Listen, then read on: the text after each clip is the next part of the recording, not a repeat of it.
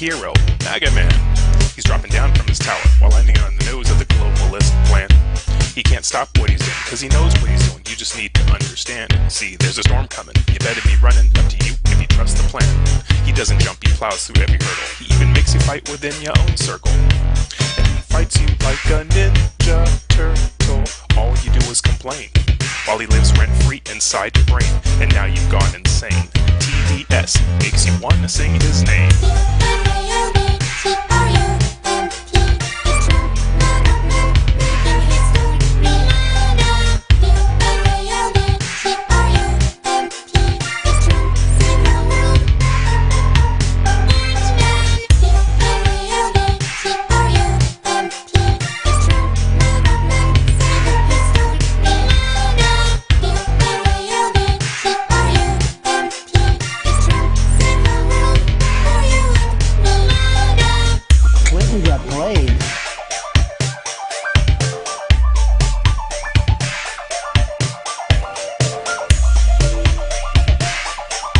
They went into the booth. They said, is anybody watching? Trump. Second verse. And we all know this situation's gonna get worse. They keep bashing the old man, but he bashes back, you get hit with the Trump curse. You think your dookie smells sweet, as if you've got pretty feet. Trump drops a tweet like a funky fresh dance on your ass where you cannot compete. That's why you got the blues. You're on the run, shake you out of your shoes. And you're wondering why he's calling you fake news. All you do is complain as he lives rent-free inside your brain. And now you've gone insane. TDS makes me love to sing his name. Right?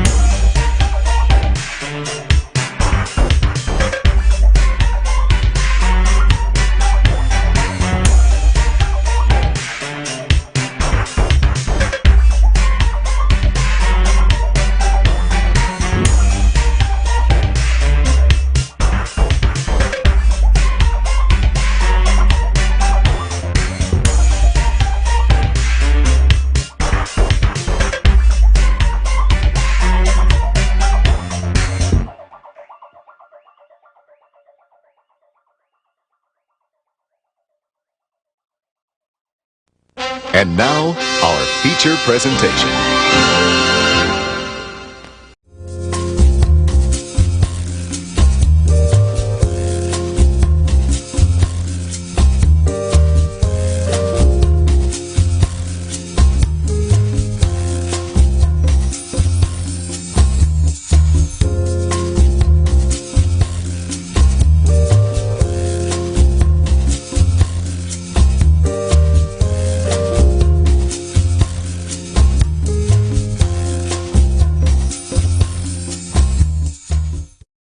Aloha and welcome to Trust and Verify, another Sunday night ready to get things started. But before we can get to that, I got to introduce my friend, my partner, my co-host, Boogie Bubba. Boogie, how's it going, my brother? Good, James. Good. I could hear the trepidation in your voice there. It's like you've almost had enough. Oh, another Sunday night with Boogie Bumper. Yet another episode of Trust and Verify with this guy over here. I don't blame you. Last couple of weeks have been a little bit spicy, James. A little bit spicy. It's been fun. Yeah, it was fun. It's fun for us. I think some people take it a little more personally than you and I do, you jerk. But we've got other stuff to talk about tonight. It's an absolute pleasure to be with you. Thank you for sharing the show out, guys. If you did, if you didn't, well, that's okay. You can hang around too. We are going to get into, I want to, like at the end of the show, James, for the hammering, we're going to go back in time, step back in time, and look at some of the reporting of the China-US trade war. Dun, dun, dun. Doom, gloom, famine, recession, depression, people out of work, people committing suicide on fire. It was all happening, James, remember? All of it, yep.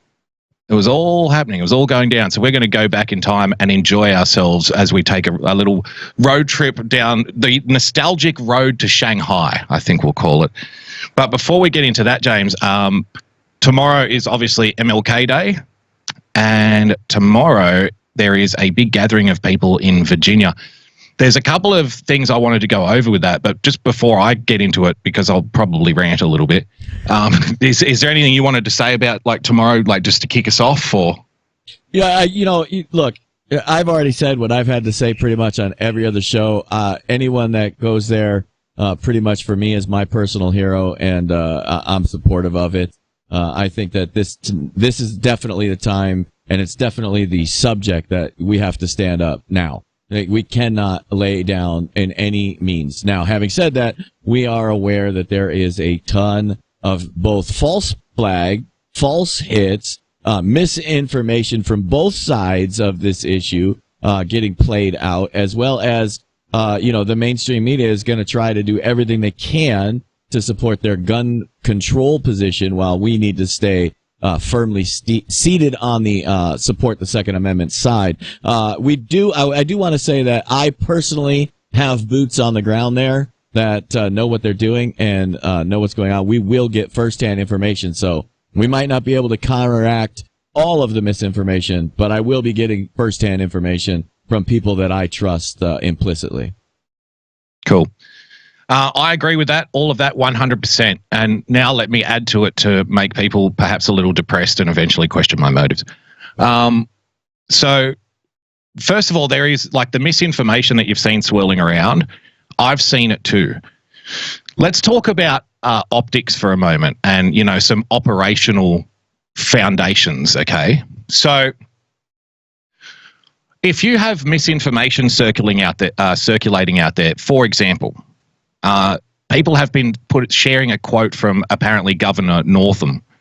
Now, Governor Northam, I think, is a piece of shit, okay? But I'm going to have to defend him on this occasion and say, no, there is no recorded quote of him actually saying that he wants to kill people who don't hand their guns in. Like, I have not been able to find that attributed anywhere.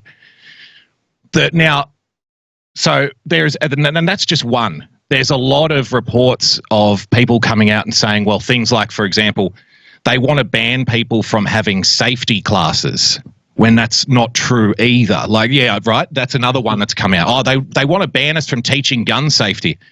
But what people are doing is taking the wording of the law, the proposal from the state legislature and twisting it to mean something else, right? Now, you can read the laws for yourself. Here's what they are actually talking about, okay? So, for example, they're banning the most commonly produced and owned rifles in the United States, so that being AR-15s and any semi-automatic folding stock shotgun, which is called a street sweeper.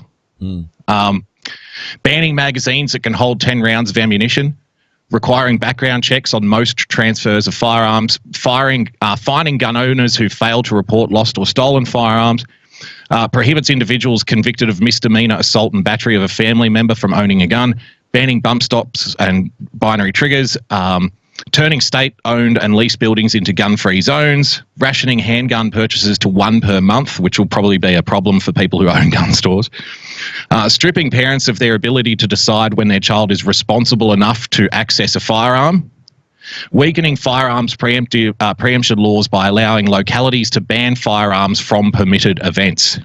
So imagine that if you were hosting a gun show, for example, and the state government of Virginia came out and said no guns at the gun show. Yeah. Sorry, we're banning all firearms. So these are real things that they're doing. That should be bad enough. So what is misinformation used for, right? And you've got to consider the motivations of the people who want to bring these laws in, okay? Let me tell you a quick little story. I told James this pre-show. We had a situation here in Sydney. This is before social media, late 90s and early 2000s. You could get away with this stuff.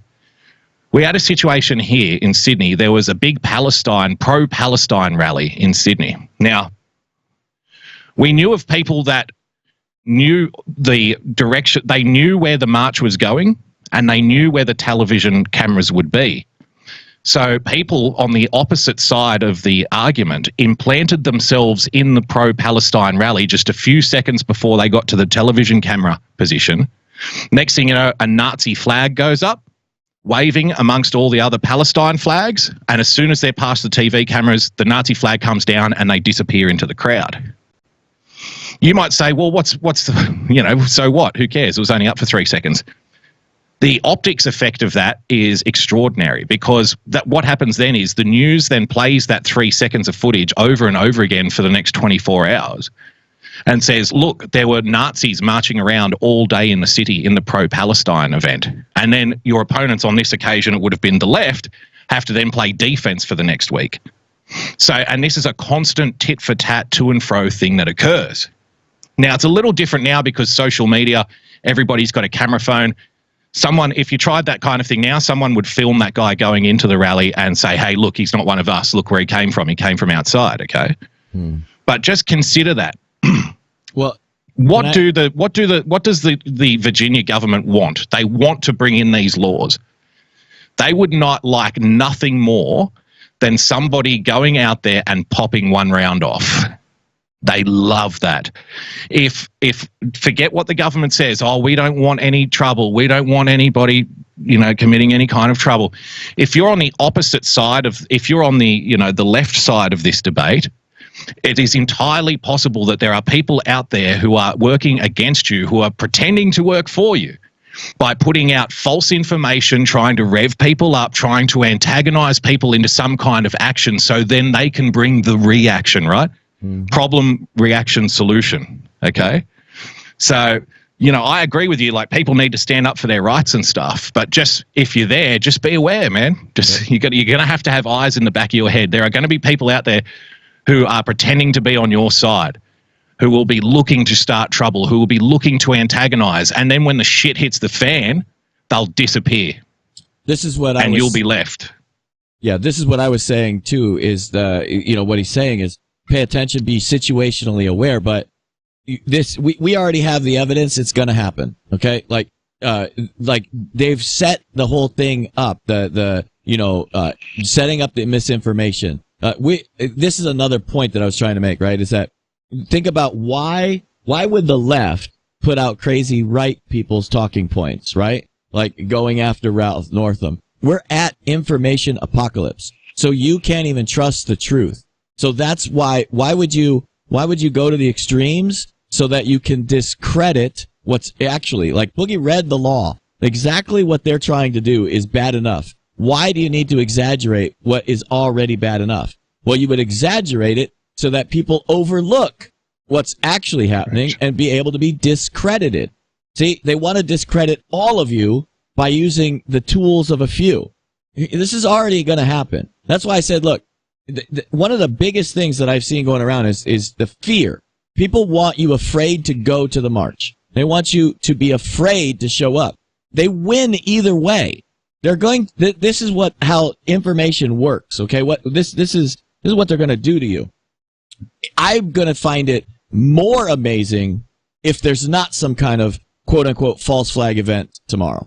I'm serious. I'm going to be more amazed if it goes absolutely perfectly. Like, that's going to be shocking to me. What's not going to be shocking to me is anything else besides that. I mean, because the situation's already telling you ahead of time that's what they're headed for. That's their goal. Keg. Yeah. They've created a powder keg right now in Virginia, and I'm good with that. I understand.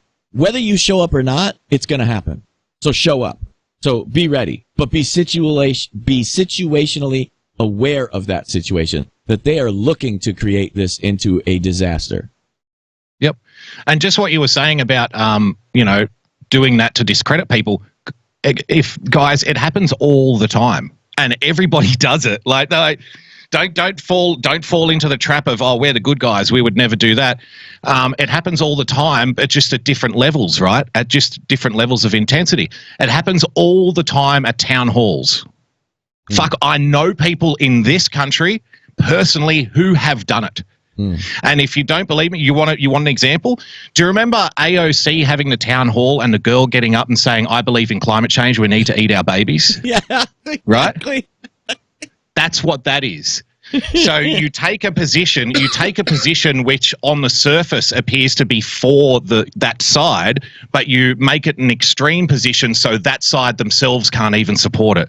And then you also motivate everybody on your side to mock them and point to that one person and say, this extreme example here is indicative of all of the people over there. It fucking happens all the time. So, don't be surprised. There are probably going to be people trying to make it happen tomorrow. Yep. And if nothing does happen tomorrow, I would say it would be a big tip of the hat to the collective willpower of everybody involved. Yep. But we know that there's probably going to be at least hundreds of people who will be descending on Virginia in order to make it happen. So the odds are against you. Yep. Just to put it bluntly. Yep. Right? And you know what I mean? The corporate press has been running, James, for the last 5 days, story after story after story, threats of violence from white supremacists. Yep. Threats of violence from white supremacists. Yep. So it won't matter if it's a black guy who's a gun lover. Interesting. I just saw, just to go off tangent, I saw Al Sharpton on MSNBC earlier talking about this pro-gun rally is salt in the wound of MLK. And I thought, and I'm sitting there and my jaw's open and I'm like, really? Correct me if I'm wrong. I may be wrong, but I'm pretty sure that MLK thought that gun restrictions were actually racist laws and stopping black guys from defending themselves was racist. And he actually applied for a concealed carry license to protect himself and was fucking denied. Yes. Doesn't sound like he was a big, let's get the guns out of everybody's hands guy, does it? No, he wasn't. I mean, I could be wrong, though. Could be wrong. I guess we'll have to all listen to Al Sharpton. I just want to put this up, James, and see what you think. I can't verify this. I haven't had time to research it. Some of the industrious members of the audience might be able to if they feel so inclined. Somebody put this out on Twitter. Let's just take it at face value for now until information comes. Meanwhile, in Virginia, everyone is focusing on the gun legislation. SB 399. Virginia's Electoral College votes to be awarded to the winner of the national popular vote. So these are things I would imagine would be in consideration, because didn't the Virginia state legislation just essentially become a supermajority in the last election? Is that right? To be honest, I don't know. I just know that they have a majority. I don't know if they got a super kind of status, but they do have the majority. Okay. The Electoral College votes being awarded to the winner of the national popular vote. This is something that we talked about on this show about 12 months ago that they were looking at doing. But I don't think either of us really took it that seriously, because can you imagine being in a state where your state decides, your state votes 10-1 to elect, just say, let's use the opposite example. Just say you're in a really blue state and your state votes 10-1 to elect a Democrat, but your state government, who is Republican, says, no, fuck that. We're going with the people of California and the people of New York. We're going with the people of Texas on what they decided. We're going with the people of Florida. He won the popular vote, so we're going with them instead. That is unbelievable to me, that they would even have the balls to do that. Yeah, this has been another way that they've been trying to undermine the United States Constitution for a very long time. This is not new. This is something that's been trying to be spread for at least a decade that I'm aware of.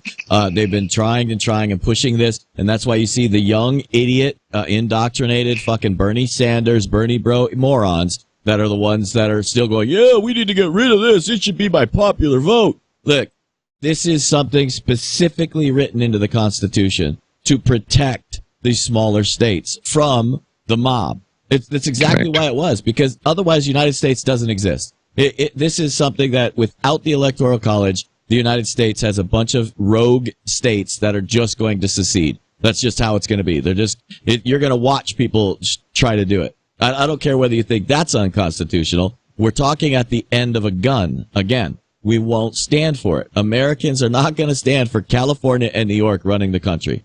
Because it is going to be overturned at the Supreme Court level, because it's literally spelled out in the Constitution that the president, and this is the only time, by the way, it only involves presidential elections, where it's literally written in Article 2 of the Constitution on the exact method of the election of the president. So there's no way they're getting away with this national popular vote shit. California Dreaming in the chat asks, how do Australians do it? We do it long, hard, deep, and thorough. That's how we do it. The other proposals, James, the governor to be elected by a majority of votes, restores voting rights to convicted felons, allows felons and those declared mentally incompetent to vote. So that's funny. They can't have guns, but they can have a ballot paper. Eliminates photo ID requirement for voting, increases the term limit of the governor from 4 to 8 years, James. So here's the thing. People are saying, well, maybe the gun debate is a distraction. I don't know if I'd go that far. It doesn't. When I read out all of those proposed law changes that they want to bring in, which violate the Second Amendment or at least challenge the Second Amendment, I don't think that's a distraction. Like, I don't think they're just doing that to get this other stuff passed. But as Rahm Emanuel once said, James, the former Chicago mayor, never let a good crisis go to waste, right? Never let a good crisis go to waste. So while everybody's talking about the gun legislation, it wouldn't surprise me if they're going to try and tack on a whole bunch of shit onto the back end of that as well and just ram it through in the middle of the night while nobody's paying attention. Yeah, and it just goes to show you, guys, this is something we've said for years and years. The left never sleeps. They never sleep. They are always, when you think you're winning, they're just trying to find new ways to do shit under the table so they can quote unquote win without the victory lap. You know what I mean? Yeah. Shaking you with one hand and stabbing you in the back with the other. They never go to sleep. They never rest. They never stop. It never stops. Progress continues, comrade. Right? Yep. You've got to be vigilant. The funny thing is that the only thing on that list that even really involves the federal government is the Electoral College. If you really think about what those laws are, yeah, I mean, the federal government really doesn't have the right to tell the state what the term limit for the governor is. The whole fact of elections are literally left up to the states. So, you know, these are just things that unfortunately you guys in Virginia elected a bunch of fucking idiot Democrats. And you're the ones going to get screwed on most of that stuff. I don't really think that. I mean, I'll have to look about it and think. I'm sorry. I'll have to think about the list to see if there's even any Supreme Court challenges I can think of in there. But I can guarantee you that the one for sure is they can't fuck around with the national election of the president. They just don't have the authority. Yeah, and that's why I said I haven't got anything to back it up. But for argument's sake, just take it on face value and don't be surprised if they're doing stuff. You know what I mean? Like, right, exactly. Like, you know, but that could be more misinformation circulating around out there. So I put out a tweet on. Well, I didn't. The manager of our Twitter account, James, the Trusted Verified Twitter account, Dorothy Boyd. Yeah, Dorothy Boyd. She took a time out from feeding James pistachio nuts with the log barbecue tongs because he's like a snapping turtle when he gets those pistachios in his range, to tweet out earlier a couple of days ago, James, what are some of the topics you would like us to discuss? Now, people got in touch and they said a whole range of topics, you know, trade, this and that. But let's be honest here, none of those things are important, or at least none of those things are as important as this thing, James. None of those things. Because here we bring you the real news. We bring you the real story, okay? Trump voters motivated by racism may be violating the Constitution. James, can they be stopped? This is from NBC. Can they be stopped? Huh? Republicans and Democrats alike have been unwilling to reprimand voters or hold them accountable, but racist voting isn't an accident. Racist voting now, James. If the Trump era has taught us anything, it's that large numbers of white people in the United States are motivated, at least in part, by racism in the voting booth. I got this sent to me by the voice of reason, Adam J., and I just wrote back, it's relentless now. This shit is relentless. And by the way, it's only going to get worse in the lead up to the election. This is horrifying to me. This is NBC. Remember mainstream corporate news? Remember the real news, guys? This is nothing. This is salon tier propaganda. Donald Trump ran an openly racist campaign for president, calling Mexicans rapists and criminals. We're using the same debunked talking points. Regularly retweeting white supremacists, and at least balking at repudiating former Ku Klux Klan leader David Duke. The same lies over and over and over again. Trump made clear in his campaign that Make America Great Again meant that America was greater when white people's power was more sweeping and more secure. When was that speech? When the fuck did that happen? I missed that speech. I might have to go back and check it out. White voters approved of that message by a whopping 58% to 37%. So white voters approved of white supremacy. That's why they voted for Donald Trump. Some politicians deny the evidence. They call that evidence, by the way. No doubt because they don't want to alienate white voters, including prejudiced ones. Other commentators try to pass whether Trump's racism will be a winning strategy in 2020.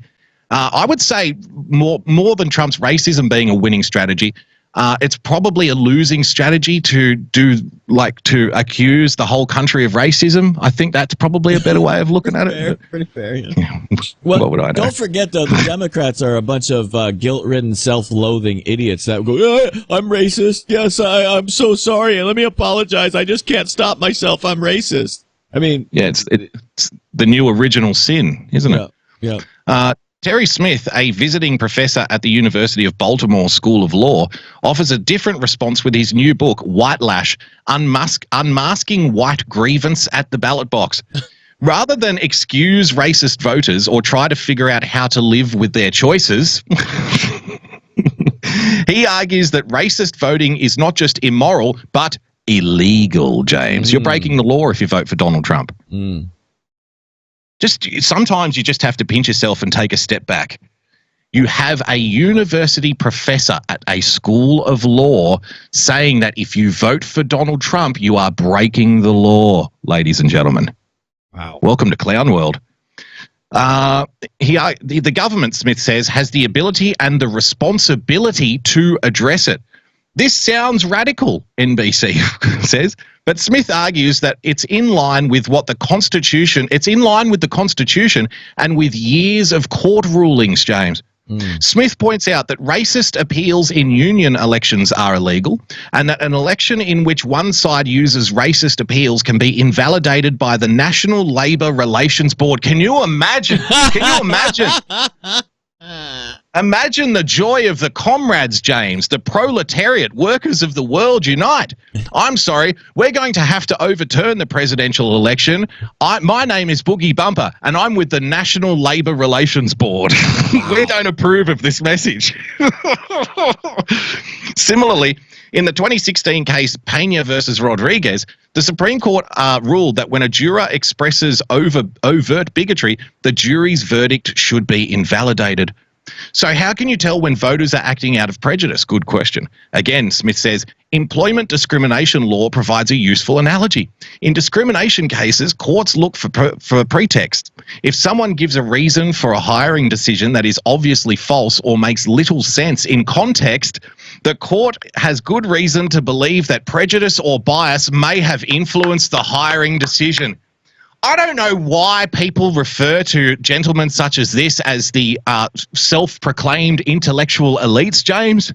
Have you got any idea why that might be the case?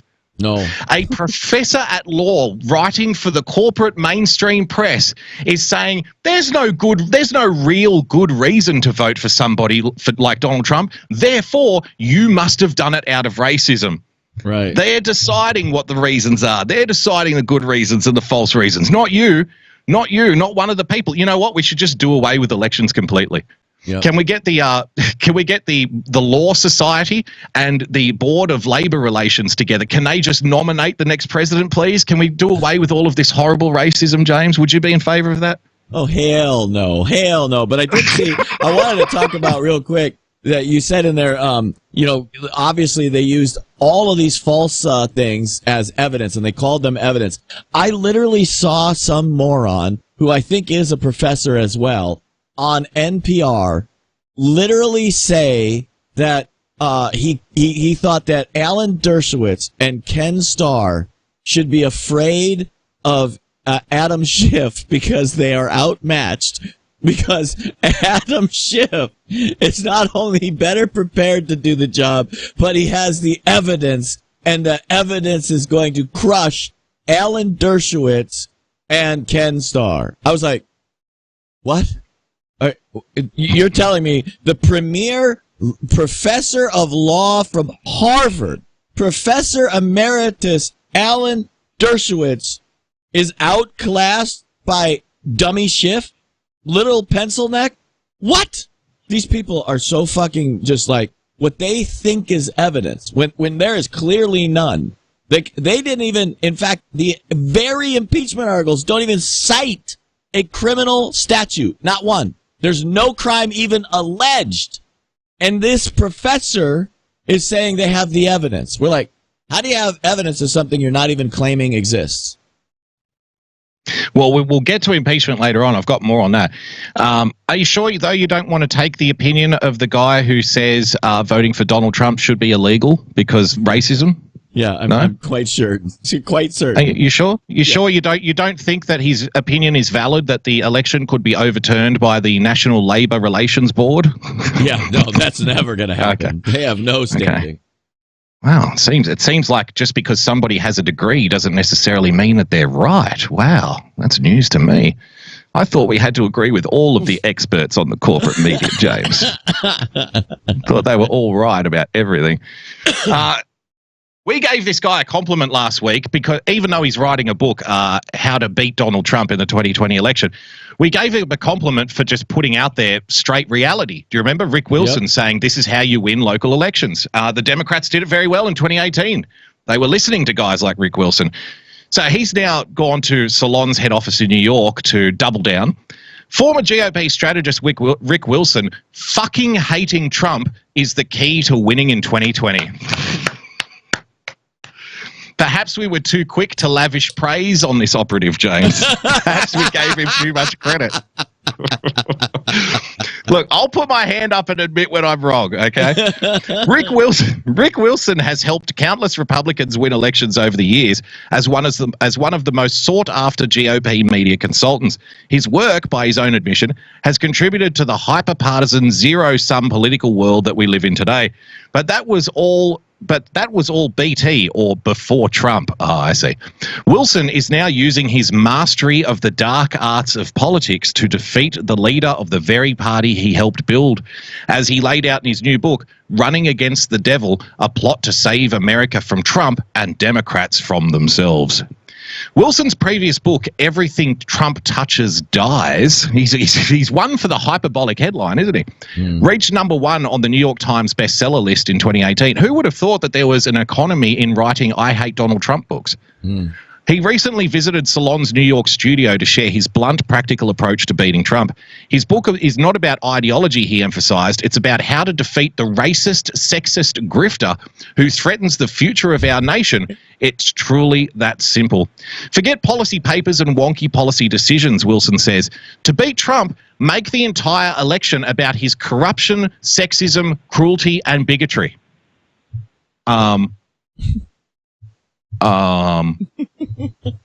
Rick, I'm not sure. Maybe you just got here to the Let's Beat Donald Trump conference, but I don't know if anybody's filled you in or not, but that's pretty much what we've been talking about for the last 3 years. Well, Like, maybe you're not- 4 or 5 years, actually. 4 or 5 years. I'm trying to figure out what is he actually bringing that's new to this theory, this stratagem. What is this mastermind of elections actually doing? It's like they've been sitting there for 3 years, Jake, 5 years if you want. They've been sitting there for 5 years in the fuck Trump tent, okay?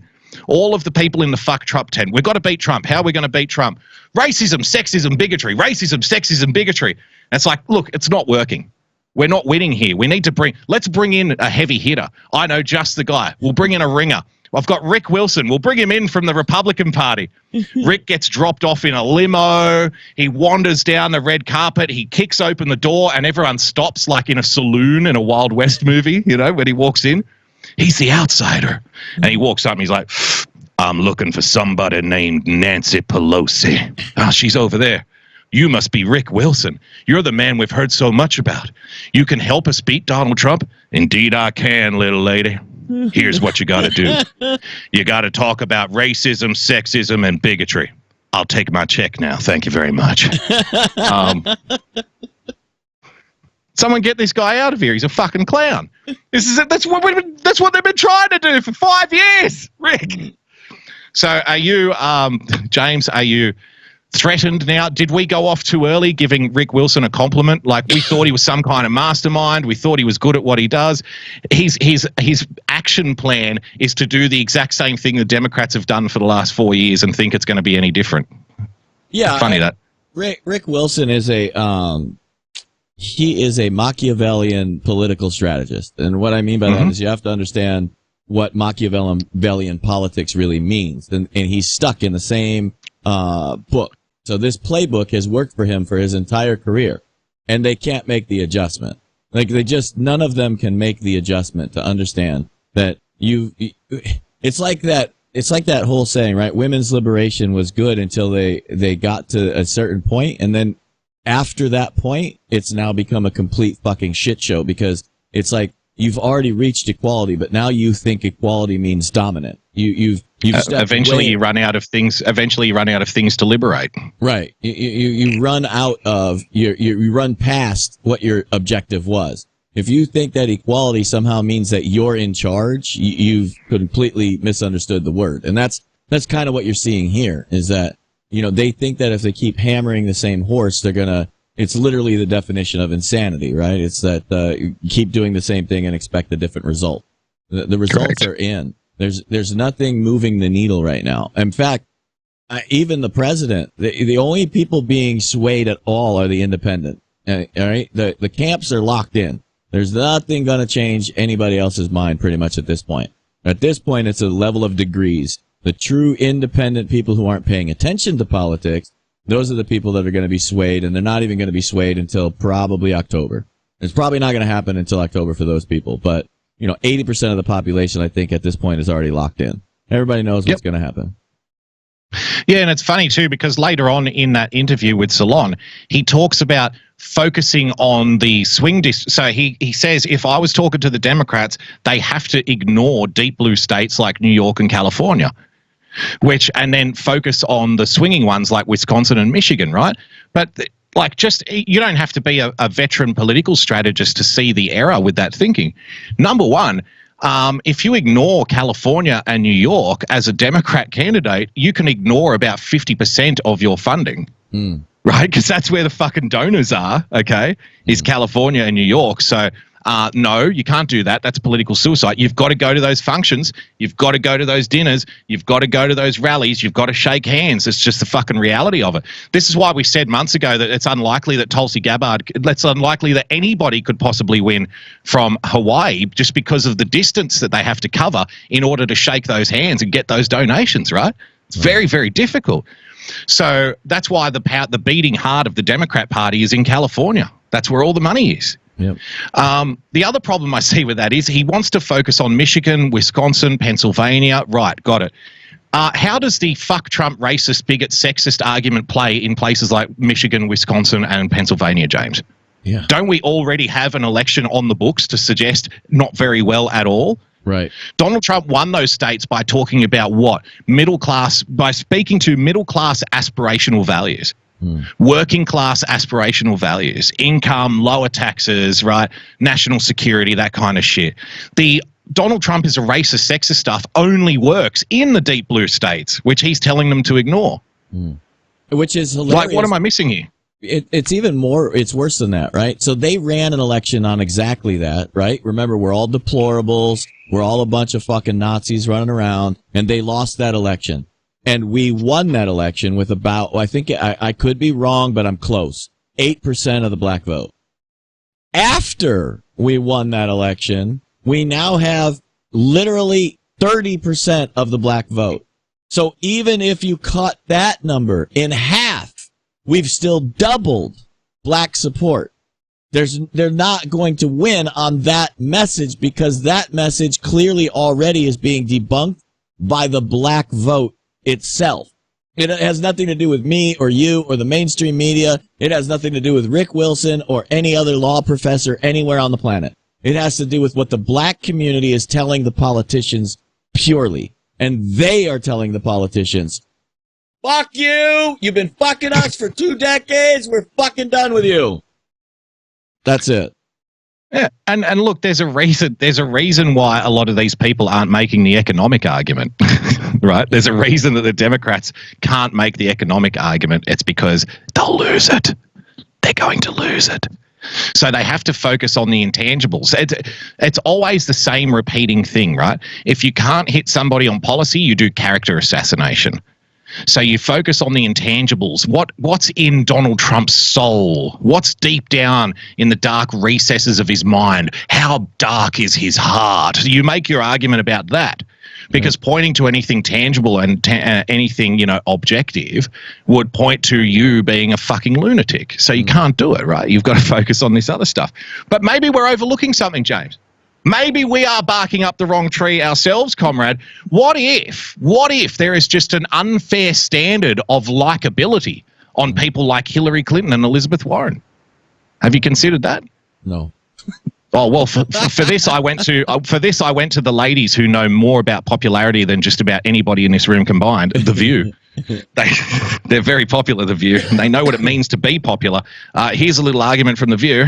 We often talk about the likability factor in politics, because Hillary Clinton, they say, well, I didn't like her. I don't know, it was something about her I didn't like. Straw man argument, Joy. No. People knew what they didn't like about Hillary Clinton. Yeah. They knew exactly. It wasn't, I don't know. I don't know what I don't like about this Hillary Clinton person. I just don't like her. No, that never happened. Oh, come on. Where's my play? Clinton, they say, well, I didn't like her. Killington, she sounded like. No, it was something about her I didn't like. Stuff like that. Meanwhile, we have a president of the United States who is the most unlikable person I've ever seen on television. To you. Yeah. Unlikable to you. And yet he has half the country, as she says, in love with him. As she says. Well, we have half this country. By the way, it's not half. It's not? No. Well, a third, whoever they are. It's too much, but it's not half. Whoever they are, this is the way they think of you. This is the bubble. This is the bubble effect. Look, these people are in media, okay? You can say whatever you want. You can put them in the genre of sitcom. You can put them in the genre of news. I don't give a shit. But they're in media. So their whole existence goes around ratings. So to say that somebody is liked or disliked, it's all about the numbers. Like, this is their life, right? Donald Trump has the highest rated television shows in history. And I'm not talking about The Apprentice. I'm talking about the rallies. Donald Trump's attendance to his rallies go far beyond most rock bands. I mean, other than the legends who play one super stadium a year, the Aerosmith concert's probably going to have some more people. But I bet Donald Trump has one rally or so that would compete against Aerosmith's numbers. It's like an NFL crowd out there. That's right. I mean, So all the numbers make them both liars there. They make both Joy Behar a liar and they make Anna Navarro a liar. The popularity of Donald Trump is through the fucking roof. And I would point to his last rally in Milwaukee. That's right. Wisconsin. That's right. That bastion of fucking liberalism in Milwaukee. The cheeseheads. 54% of rally attendants were Democrats. That's right. Democrats are listening to Donald Trump. So if you want to argue popularity, tell me that 54% of that crowd showed up to fucking hate on Donald Trump. Because I only saw 4 fucking retards that tried to act up and got out.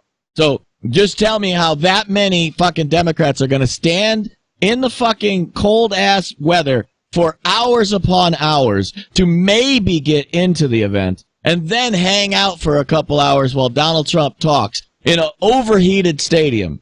Like, I just want you to think about that. So if you want to argue he's not popular, what is your basis? What are you judging things as they're popular? It's like saying that a flu shot is popular. I'm sorry, nobody likes getting fucking shot with anything. Go ahead, Book. I can answer that. I did a scope earlier in the week. I don't know if you watched it or not, and talking about this very topic. Stop saying something can't happen just because you don't believe it, right? What did you think? That's what I'm talking.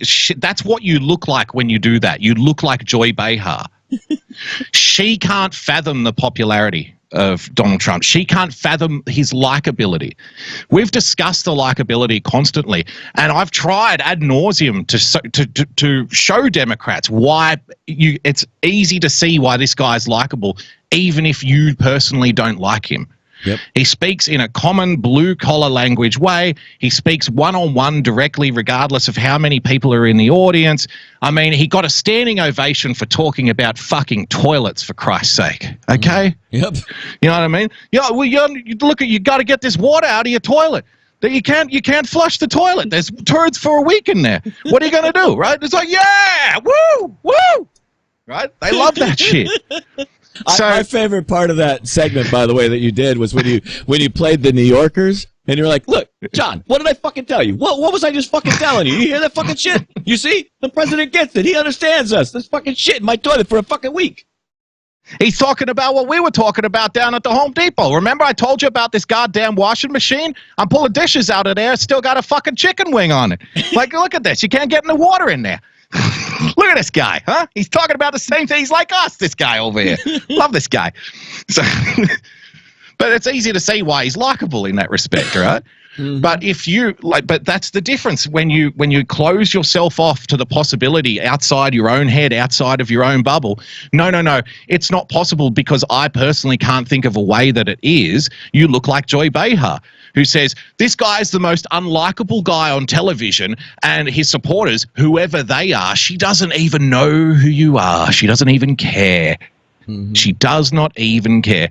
Tens of thousands of people going to a rally is white noise to Joy Behar. She doesn't even know you exist. That's the reality. That's the bubble, how it plays out. Here's a quick one for you, James. I thought you could tee up on this. Puerto Rico residents, and can you just put UK Neil's promo back up on the screen there? Oh, yeah. Let me get that up there. That's very good. I'm very jealous of that. Yeah. Look at that. That's very sexy. Yeah. With the neon lights, UK Neil. How the hell did he go to the top of the line for the promos? Yeah, he's only just got here. He only just walked in. Come on. He bought me off with some lemons over there on D Live. Excellent. UK Neil, fantastic. All right, I thought you could tee up on this. Again, only something we were talking about at the time that it happened. By the way, I hope you enjoyed your toilet rolls because you're owed a hell of a lot more by your own government. Puerto Rico residents outraged after discovering warehouse full of unused aid from Hurricane Maria. Governor Wanda Vasquez fired the island's emergency director. So there's your fall guy, right? There's your fall guy. Saturday after the incident. What's going on? We're losing you, Boog. Hold on. Yep, something's going on. It looks like my side of the set off a social media uproar Saturday when they broke in to retrieve the goods. Have you got me? Yep, we got you now. Start over because we basically lost the entire reading of whatever you started right when you started reading. Okay. San Juan, Puerto Rico. People in a southern Puerto Rico city discovered a warehouse filled with water, cots, and other unused emergency supplies, then set off a social media uproar Saturday when they broke in to retrieve goods as the area struggles to recover from a strong earthquake. With anger spreading in the U.S. territory after video of the event in Ponce appeared on Facebook, Governor Wanda Vasquez quickly fired the director of the island's emergency management agency. Here, toss out the director, the emergency director. Give him to the wolves. Give him to the mob. Save my skin, please. Puerto Rico hit by more than 1,000 earthquakes over the last 2 weeks, some of them aftershocks from a 6.4 magnitude quake last week, the largest in Puerto Rico in over Okay, they're obviously not going to show us the footage of people, hungry, desperate people breaking into a warehouse full of supplies that was withheld to them from their own government. The governor said she ordered an investigation. Oh, good. I guess there's no reason to be upset then. Don't worry, ladies and gentlemen. We're going to have an investigation. We're going to get to the bottom of this. Right. After learning the emergency supplies had been piled in the warehouse since Hurricane Maria battered Puerto Rico in September 2017, James. If I were a drug smuggler of any renown, I would absolutely be looking to Puerto Rico right now and saying, even when half of their buildings get wiped out by a natural disaster, you can still have shit in a warehouse for 2.5 years and nobody notices. Oh, they knew it was there. They look. How about that? We all knew it was there. We saw a video in 2017 that it was there. The whole world knew that shit was there. So for the governor, they said that was fake news, James. They said that was fake news. It's a conspiracy theory. That's right. These people are lying. The governor is trying to save her own ass. We know that this all falls on her head. The people of Puerto Rico know it's going to fall on her, and they're going to try to fake news their way out of this. But I don't think they're going to win. I think that the people on the internet are going to make sure that information is widely available. That the governor knew about it. The governor fucking lied. There was an FBI investigation that went down there to try to figure out where the fucking fraud was happening, because we all know there was fucking fraud happening. The president called out Puerto Rico for the fraud happening. Everybody knew it was going on. Now, 2 years later, they have video evidence and they're like, oh shit. Fuck, what do we do now? I know. Throw out the fucking warehouse manager and say he was hiding it from everybody. That's what we'll do. We'll blame it on that guy. He was keeping it for 2 years, and he was going to sell it on the black market. I mean, what the fuck is, these people are insane if they think they're going to get away with this. But again, it's Puerto Rico, so we'll see how it goes. Let's get on to some impeachment stuff, James. I thought you'd like this. Republicans trying to ignore the many things we've learned since Trump was impeached. Are you ignoring facts? Are you ignoring reality, James, again? You deplorable conspiracy theorist, fundamentalist extremist, you? Is that what you're doing? You're ignoring reality, aren't you? Let's have it. This is a little 90-second clip. I haven't watched it. It says how McConnell is trying to keep the GOP unified. So this could be fun. I'm not sure. Oh, hello. No audio? No audio. Hang on. What that means essentially is that the House managers would make their case, the White House defense team would make theirs, and then they would put off a vote for witnesses until later. But we are now learning, based on some new reporting and sources familiar, that Susan Collins, one of the moderates who has been working very closely with McConnell on what this resolution will look like that they'll vote on Tuesday, essentially wanted to ensure that she got this all in writing. So what happened was, when lawmakers returned from the Christmas break, after many of these moderates were facing pressure back home, she took a copy of that 1999 Clinton organizing resolution and brought it to McConnell's staff and essentially said, what's going to be different here? What will this look like? And what will be the same? What we learned transpired was meetings between Collins' staff, Murkowski's staff, Lamar Alexander's staff, and Senator McConnell's staff as well. If I were Mitch McConnell, when asked that question, what's different here and what's going to be the same, I would have said, well, first of all, what's different here is Donald Trump isn't being charged with any crime. Like, there's no crime. Bill Clinton was impeached for perjury, right? Yep. So there's no accusation of that magnitude. So that's what's different. So I don't know why you're trying to say that it's the same exactly. Like, the whole process has got to be different when there's no crime being alleged, doesn't there? Yeah, correct. That's right. But McConnell did say, we're going to play this one by the book according to what all other former presidents have been allowed to do, unlike what the House has done. These guys are trying to act in a completely different way, but we'll see what goes on. There's so many plays left here for Donald Trump, and of course, my prediction is he's going to put them on trial. I do want to answer a question on the last story, though, in the chat that said, why would Puerto Rico do this and keep the supplies back? Because they were trying to sell everybody fake news. Literally, this was a political stunt by the Democrats, set up by the Democrats to undermine Donald Trump, to blame. Remember all the stories that we saw. That's what this episode of Trust and Verify is even about. It's about the fake news. They told you all we weren't sending them supplies. We didn't give them enough. We gave them more money to Puerto Rico in supplies and in actual cash guaranteed loans, more than Texas and Louisiana got for the same fucking hurricane. Wow. Okay, so and a lot less people in Puerto Rico than there is in Texas. A lot less people. They got $91 billion, if I remember right. I mean, it was Jesus. They got like fucking or $91 million.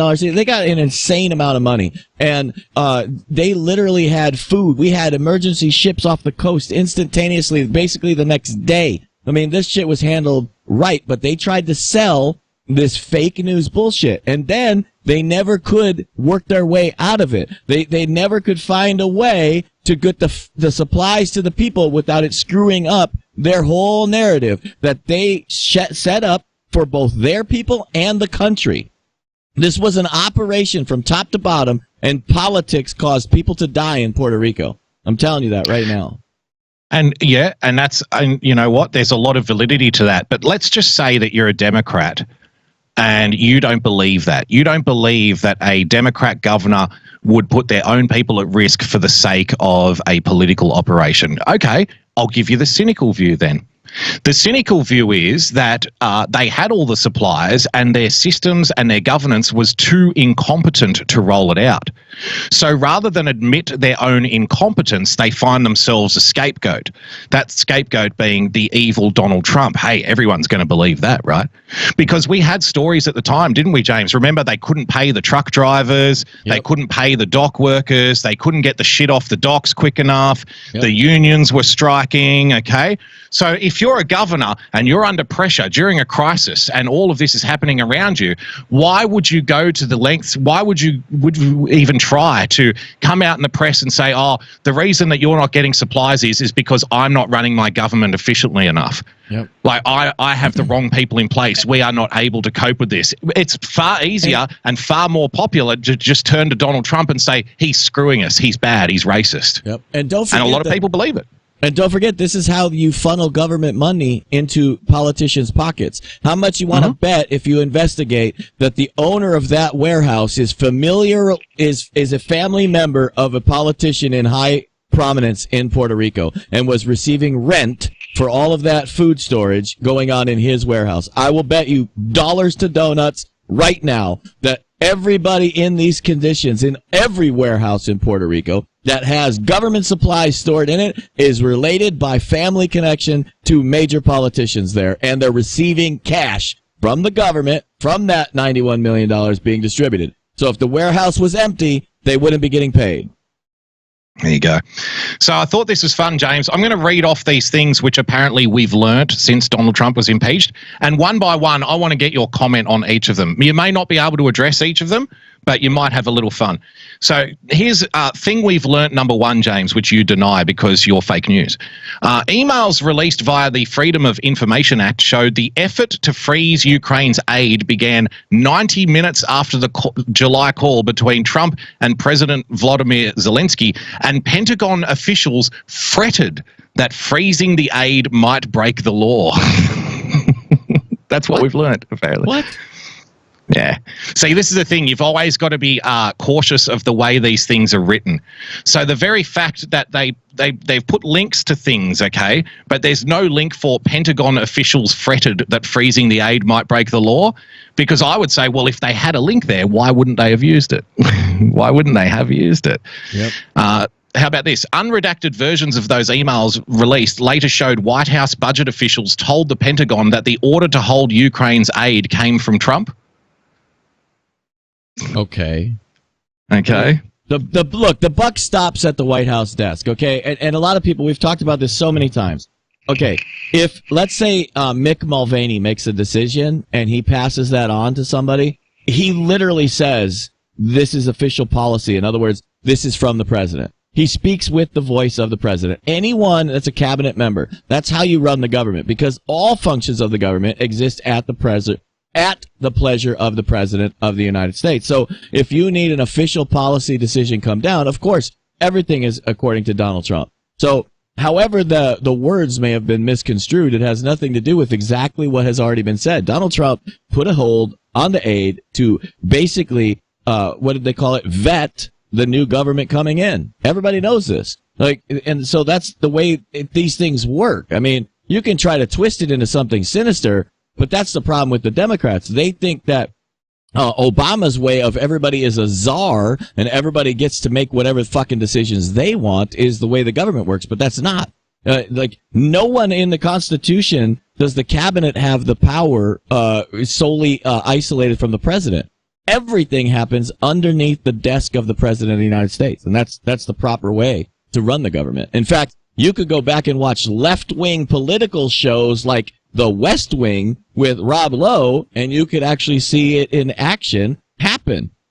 So even the left knows that this is the correct way. This is exactly how the executive branch works.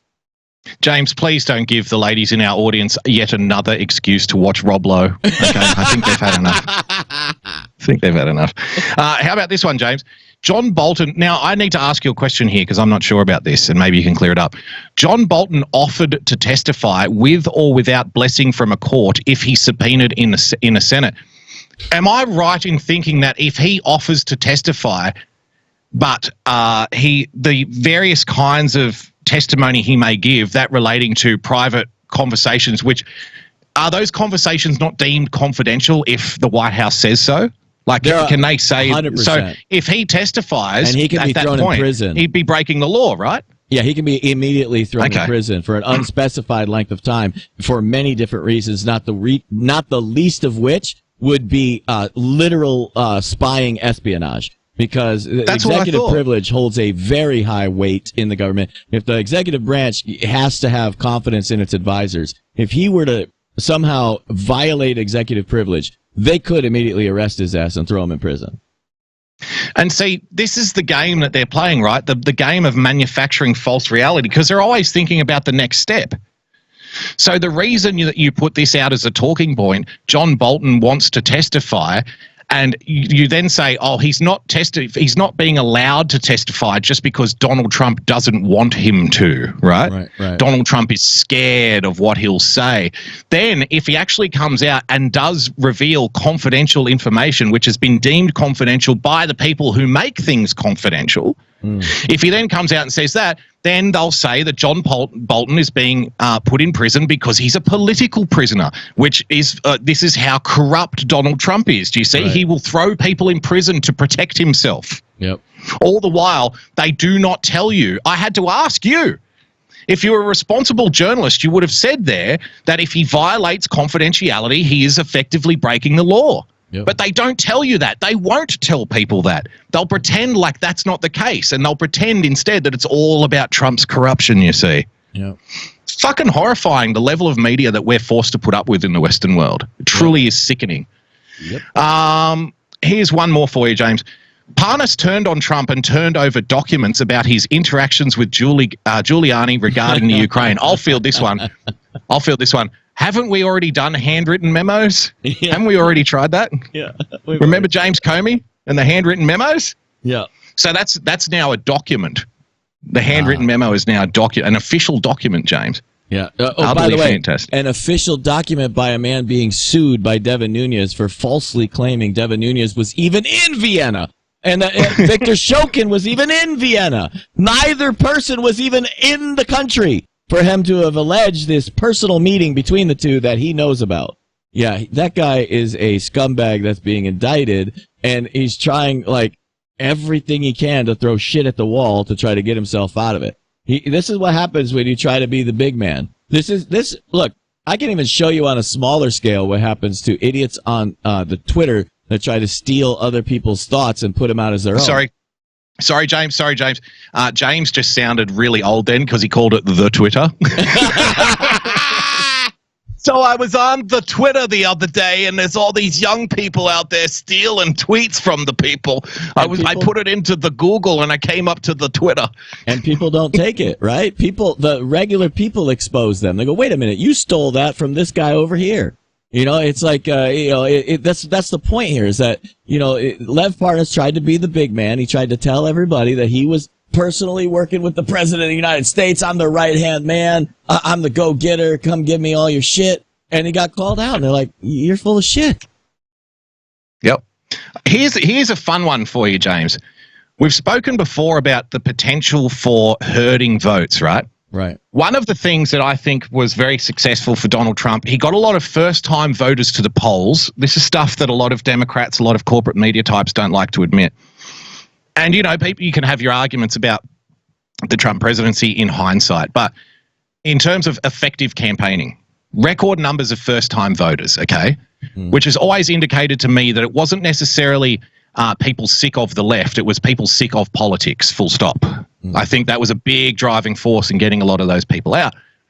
And what's tied in with that message of people being sick of politics is when you think of politics, it's not just the politicians, but it's the arms of government, it's the machine of government, right? And what he managed to do was to say that Hillary Clinton is one of the elites. She's one of the untouchable power brokers, the protected class, the government class, okay? I think that resonated a lot with people, that he was able to successfully cast Hillary Clinton as the establishment versus me, the non-establishment, okay, during the campaign. Now, I've been watching this closely because I don't think, for all the memes, I don't think that all Democrats are stupid, especially those in government at the highest levels all the time. I think they would have seen that, I think, and thought, how can we wrestle these people back? What kind of message do we need to present in order to win back some of that ground? Remember, the left never sleeps, okay? Right. Have a look at this. This is fascinating to me. The Washington Post, James. I'll just wait for you to take sorry. the lovely Phil D'Angelo off. That's all right. It wouldn't go. Just look at this headline. Look at where we are in 2020. Sanders, Warren are hot discussion topics as global elites gather in Davos. This is the Washington Post.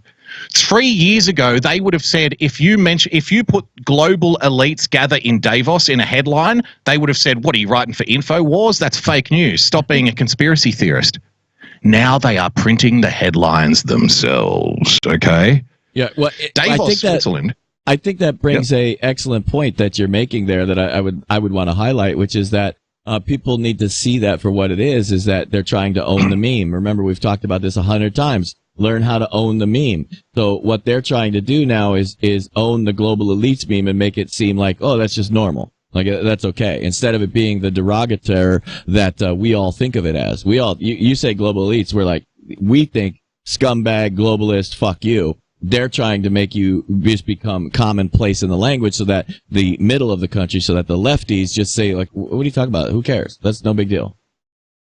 Oh, well, look what they've done in the last 2 years to their supporters now, who 5 years ago were ashamed of America. They hated the Constitution. It needs to be rewritten.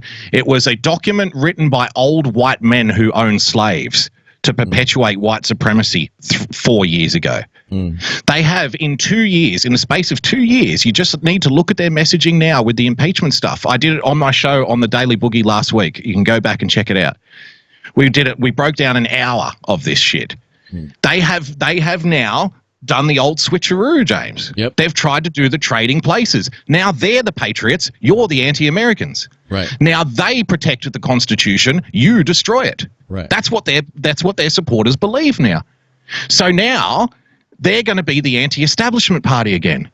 You're the establishment. You see how this works? Yep. It is a constant repositioning game that these people play shamelessly. Right. Democratic presidential candidates Bernie Sanders and Elizabeth Warren are not attending the annual gathering of billionaires and global elites in this Swiss ski town, but many here are alarmed by their campaigns to tax the rich, break up big companies, and enact a Green New Deal. They're acting as if the global elites don't want a Green New Deal, James. See how they tack that on to the end? Yes, I can understand the global elites not wanting to tax the rich. Yes, I can understand them not wanting to break up big companies, but then you slip in the fraudulent one at the end of those two. The Green New Deal? No. The global elites absolutely want the Green New Deal. They're the ones who are fucking funding it. Yep. Do not piss in people's faces. Do not insult readers in such a horrible fashion. We all know this already. You're late to the party and trying to tell us how the party should be run. There's a desire for change among global elites, James, but not nearly as far as Sanders and Warren want to go. You see, Sanders and Warren, they're the anti-establishment vote. Yep. They're the real anti-establishment vote. They hate the elites. They're one of you. They're one of the working class. They're one of the downtrodden. They're on your side, guys. The agenda, and this is the Washington Post, by the way, aka the Global Elites Daily, the Washington Post, okay? Yep. The agenda at this year's World Economic Forum is dominated by discussions of how to address climate change and inequality. That doesn't sound like global elites to me. Leaders of large corporations are eager to show that they are doing something about the world's biggest problems and do not need the sweeping policy changes that Sanders and Warren are proposing. Businesses are really concerned about the possibility of a far-left administration coming to power that would impose very different ways of operating, James. But then why are all the big corporations backing the Democrats? Why would that be the case, guys? Yep. Just got to take a step back from time to time and see what's happening here.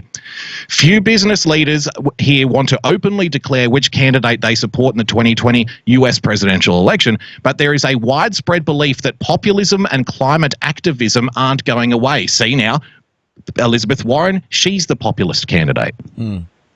She's the populist. She's the anti-establishment. Regardless of who wins the presidency, young people have veered sharply leftward. Greg Valerie, chief US policy strategist at AGF Investments, wrote in a recent note to clients summarizing the sentiment shift. Other than President Trump, the attendee creating the most buzz at this year's World Economic Forum is 17-year-old Swedish climate activist Greta Thunberg. They are shamelessly showing you what this is all about. Last year, Thunberg traveled to Davos by train to tell world leaders that climate change was their fault. Her message has been echoed around the world in the past year by teenagers skipping to school to march in support of stronger action to address climate change. Those students are asking their parents for change. The young Hitler youth, James. Not Generation again, Z. Yeah, right. Z geil. How dare you? This is the fraud on complete display here. Yep. Greta Thunberg was invited to speak at the UN. She was invited to speak at Davos. She didn't storm the building as a 16-year-old girl. Right. She didn't get past armed Swiss security guards who, incidentally, carry AR-15 rifles in Switzerland. She didn't get past the armed Swiss security guards to storm the meeting at Davos. She didn't get past the armed guards to storm the meeting at the UN because she's anti-establishment. No. Ladies and gentlemen, she was invited there by the global elites to give the speeches, to get the children to start protesting, to get the children to start demanding, to make politicians start talking about shit like the Green New Deal. But now the Washington Post is going to try and tell you and tell its audience that the global elites are really afraid of her because that's what they don't want. Show me one time where the Davos or the UN, for that matter, have ever invited a speaker to come speak about anything they disagreed with. I mean, exactly. Just show me one time. Like, I'm sorry, they don't invite the what was it, the fur throwing, blood throwing on people. They didn't invite those guys to speak at Davos or at the UN. All right, remember those crazy whack jobs that were throwing the fake blood on everybody? They didn't invite the tree huggers, right, until they wanted to sell you global climate change. And all of a sudden now, these are the groups that are inviting people. Show me a time where the Council on Foreign Relations invited in a Donald Trump speaker to tell them that they were fucking everything up for the last, decades worth of time. These people don't do those things. So it just, on its face, you can just look at it and say, well, how did she get in there? Or how did she have this speech? And why was it carried by worldwide press? Because they are selling the mission that they want you to buy. And just look at the broader context. You now see people who believe that they are anti-corporations, James, now celebrate corporations like Starbucks because they have diversity training. The corporations have, the global elites have, and this is a continuation of that policy. Over the last 10 years, they have managed, 20 years perhaps, they have managed to corral and coerce people who think that they are fighting against the corporations and fighting against the global elites into supporting their platform, into supporting their interest against what one might say legitimate populism, or at least something oppositional to it. And this is what's happening again. How do you get people to support the global agenda when you are one of the global elites, James? You make them think that it's an anti-establishment position. Yep.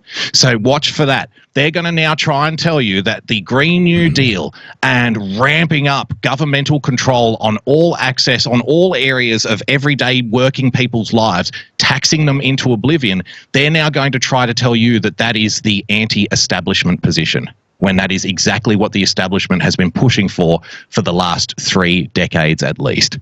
Yep. 100%. So now you're aware of it. Just act surprised when it happens.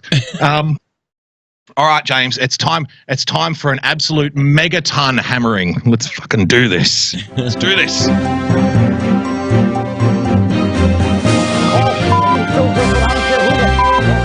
Stop the hammering. All right, we're going to be jumping around on this edition of The Hammering. Like I said, we're going to take a walk down memory lane, James. The signing of the first phase of the China free trade deal just 4 days ago has brought back for me a lot of love, a lot of fond memories. A lot of fond memories. You remember on this show, I think the most memorable one on this show was playing the Canadian foreign minister on CNN. Remember that? Yeah, Krista, what's her fucking name? Yeah. Yeah, you remember her? Look, guys, I'm sorry, but I'm sorry. We love you, America, but I'm afraid we're going to have to tax you more for your whiskey. Okay, and it's all Donald Trump's fault. Sorry about that. Okay, so let's take a little walk down memory lane. This was Donald Trump. I haven't got my screen set up properly, so bear with me. This was Donald Trump on July 27 last year, James, in the Oval Office. Let's have a look at this. We're going to be jumping from past to present. So this is your disclaimer, ladies and gentlemen, boys and girls. If you are unfamiliar with the physical effects, the toll that time travel can have on you, then you may want to step out of the room for the next 20 minutes or so. Steve? I agree that American ones are very, very good. They are great. I agree. July last year. You don't sound optimistic. No, I've never. Look. I think that China will probably say, let's wait. It's 14, 15 months till the election. Let's see if one of these people that give the United States away, let's see if one of them could possibly get elected. And I'll tell you what, when I win, like almost immediately, they're all going to sign deals, and they're going to be phenomenal deals for the country. But does that mean that they're signing deals now, knowing that he will win? Interesting thought. Well, look at the stock market. So I don't know. Sorry, go ahead. Yeah, no, I think you hit the nail on the head for sure. There's two fundamental things you can point to right now with real evidence to back it up. Let's look at the stock market. The stock market has priced in Donald Trump is going to win, that the Democrats pose no threat, because they're continually investing more and more capital into the market. And then let's look at China's currency devaluation. So, I've got that in the tank, ready to go. Don't jump. You're already fucking up time travel, James. I put the disclaimer out there. We're going to be going back and forward, okay? Don't worry, we'll get to that. Trust me. That they're going to. I don't know if they're going to make a deal. Maybe they will, maybe they won't. I don't care, because we're taking in tens of billions of dollars worth of tariffs. And the farmers are happy because I gave them $16 billion out of the tariffs and had tremendous, much more than that left over, as you know. Tremendous amount of money left over, like by 3 times. And we haven't even taxed China yet compared to what I could do. So we have tens of billions of dollars rolling in from China. We never had 10 cents coming in. And again, I don't blame President Xi. I blame our past leaders for allowing it to happen. There you go. So that was in July last year, James. I don't care. I don't care. I haven't even started yet. We haven't even started. Contrast that with the way that the mainstream corporate press a year ago, James, July 6th, this is July 6th, 2018. Contrast that with how it was all going to pan out. This is CNN back in 2018, James. Game on here. A trade war between the United States and China is here. It's real. At the stroke of midnight, the U.S. hit China with tariffs on $34 billion worth of goods. China immediately responded with its revenge tariffs of equal value, accusing the U.S. of launching the largest trade war in economic history and calling America trade bullies. China is threatening high value. Trade bullies. Now, it is so humorous to me. China, ladies and gentlemen, the militaristic expansionist regime, which literally constructs islands in the South China Sea in order to prevent shipping lanes, which have long been used by international, countries and companies, to then say, no, you can't bring your ships here anymore because we just made an island, so fuck you. And when the UN says that action is entirely illegal, what does China do? They literally go to the UN and say, fuck you too, we're doing it anyway, stop us. Yeah. Right? So you put some tariffs on Chinese products. What does China do? Come out and say, stop being such a bully. Okay. You poor China. U.S. exports cars, crude oil, cash crops like soybeans. The farm goods here are strategic. They hit states and really county by county places that voted for President Trump. See what they were doing even back then, James. Donald Trump is trying to hurt the farmers. Donald Trump is going against his own voters. Look at this. This is awful from Donald Trump. How dare he? The reason I'm doing this tonight is we can't let these people forget. You can't let them forget it because the news cycle moves so fast now. What was spoken about 3 months ago, 6 months ago, 12 months ago is long down the memory hole. It's up to us to remind these people of what they were saying, what they thought was going to happen in the future. Did you want to jump in for a sec? I was just patting myself on the back because, I was way ahead of the curve on this one. And I told the entire country, whoever listened to my scopes, what did I tell everybody? And some of our followers in the chat have already hit on it. It's all about farming and mining. Donald Trump gets it, and that's why we're going to win. And you're watching them destroy themselves right here. Tariffs target high-tech industries China vows to dominate. Aerospace, robotics, manufacturing, autos. Now, American companies will pay these tariffs when they import the goods. They can either absorb that cost or they can pass it along. American companies will pay these tariffs when they import the goods? Okay. Wouldn't that mainly affect places like California and not, Oklahoma? If I'm being fair here. Interesting. They don't mention the effect on the Democrat voters at all. Isn't that funny?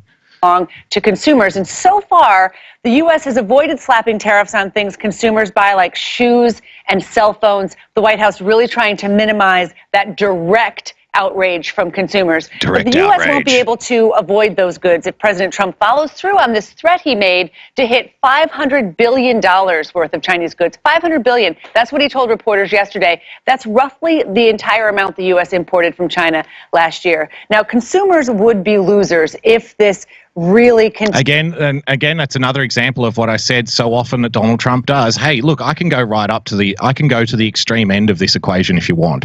Mm-hmm. Like I probably won't, but don't think that I won't.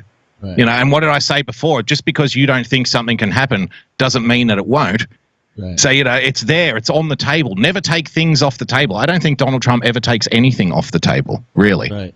Everything is a possible option. Continues to escalate, right? Also, domestic manufacturers, they pay to import foreign metals. That makes the cost of their products more expensive. Losers, soybean farmers, pork producers, James. What were the two biggest things in phase one of this trade deal?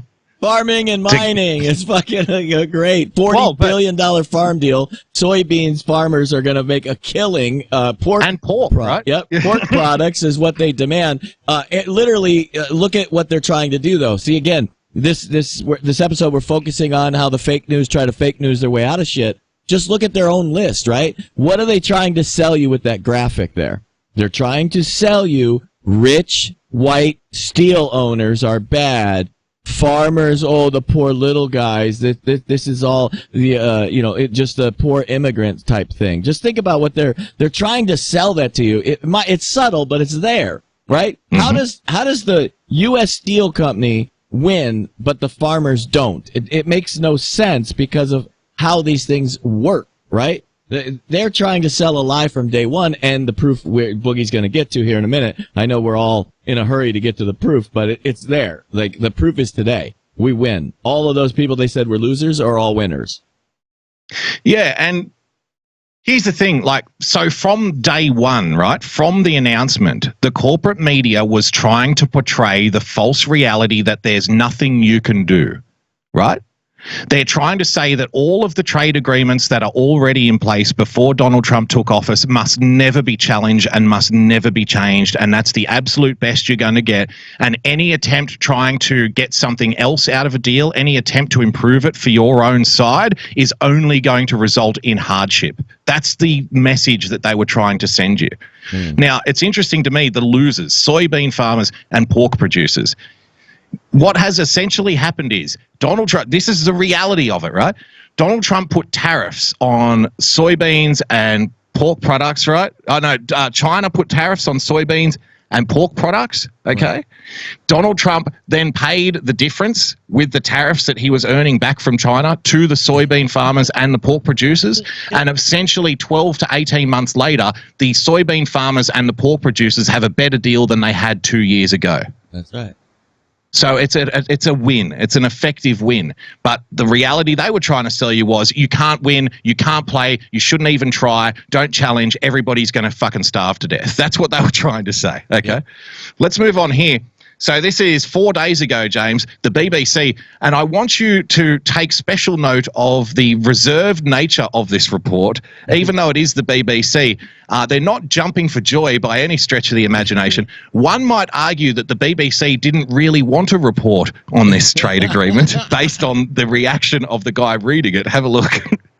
The US and China have signed a partial trade deal aimed at easing the 18-month trade conflict between the world's two biggest economies. You can almost hear the dread dripping out with every syllable. It's like he's reading an obituary. Go ahead. No, I was saying it's like he's reading an obituary. You know? Yeah. Like, well, we've descended into war and chaos. Poland has attacked Hungary. World War III has begun. They signed a trade deal. I guess we'll have to move on to some other kind of attack point. Dorothy, can you blow the dust off the racism file? We might need it tomorrow. President Trump and China's vice premier attended a ceremony at the White House. And Mr. Trump said the agreement was a momentous step towards a future of fair and reciprocal trade between the US and China. Our global trade correspondent, Darshini David, has this assessment. From American farmers producing soybeans or pork to car manufacturers and Chinese factory workers making our electronic gadgets. These are the people and businesses bearing the brunt of the trade war. It's their goods on which extra charges or tariffs have been imposed. And those costs have added over $800 to the average American family's annual bills. Oh. And according to one estimate, cost up to 300,000 US jobs. Oh, what? 300,000 US jobs? Wait, it gets better. It gets so much better. There's a reason I chose this clip. So it's added $800 to the annual bill for the average American family and cost 300,000 jobs, James. Now, look at the way that these statistics are presented. With the pain mounting for those the trade dispute was... See, all the pain is on the American side, okay? All the pain is being felt by the Americans. China is in control here. You can't stop China. You cannot compete with China. China is fucking unstoppable. China is a lion. China is a dragon. Donald Trump is being led into a trap. He can't win. You're all going to starve to death. The poor farmers, James. Think about the farmers. You can't beat China. Look at this. $800 a year for the average American family. 300,000 jobs lost. Donald Trump is getting his ass handed to him in the trade war. Right? This is the story. It's all about the herd on your side. Was meant to help. President Trump has agreed a truce. President Trump agreed a truce. Oh, Notice, you see the way they're presenting it?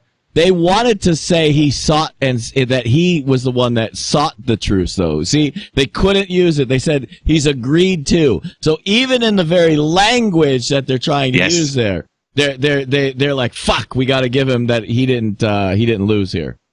No, they're being manipulative without being dishonest. Right. Right. Yep. Today we take a momentous. He agreed to, but the way it's all in the presentation, $800 per family, 300 jobs lost. So finally, Donald Trump agreed to a truce, right? So he had to. He was forced to because of the pain, James, because of the pressure. This step, but check it out. That has never been taken. But check it out. Before with China, toward a future of fair and reciprocal trade, as we signed phase 1 of the historic trade deal between the United States and China. The relief may be mutual. Maybe.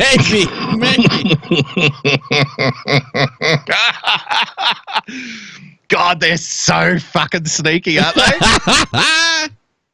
Maybe mutual. Maybe mutual. This is the BBC, right? The Chinese people have seen their incomes grow at the slowest rate in 3 decades.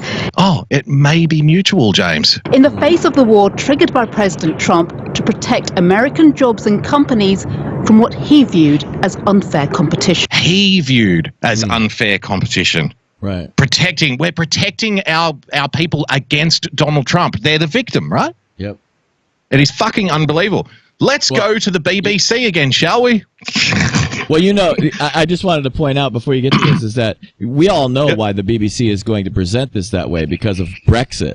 See, they can't stand the fact that this is going to be a huge win for Boris Johnson and the Brexiteers because of the way this deal is a success. They have to downplay Donald Trump's success in this place in order to try to further that narrative over there. Because when Boris and Trump get together at Davos, watch them start talking about their bilateral trade deal. You watch what's going to happen. Don't worry, I've got Claude Juncker in the tank ready to go for the end of the hammering. We'll get to him. He's not escaping this either. Because the EU, that was part of it too. So the BBC then was just presenting it as though it's all one-sided, James. America was feeling the hurt, and Donald Trump was dragged, kicking and screaming to a truce. He agreed to a truce that he never wanted to agree to. The very same source, James, the BBC, why China is under pressure to make a trade deal from the 27th of January 2019. 1 year ago, almost to the day.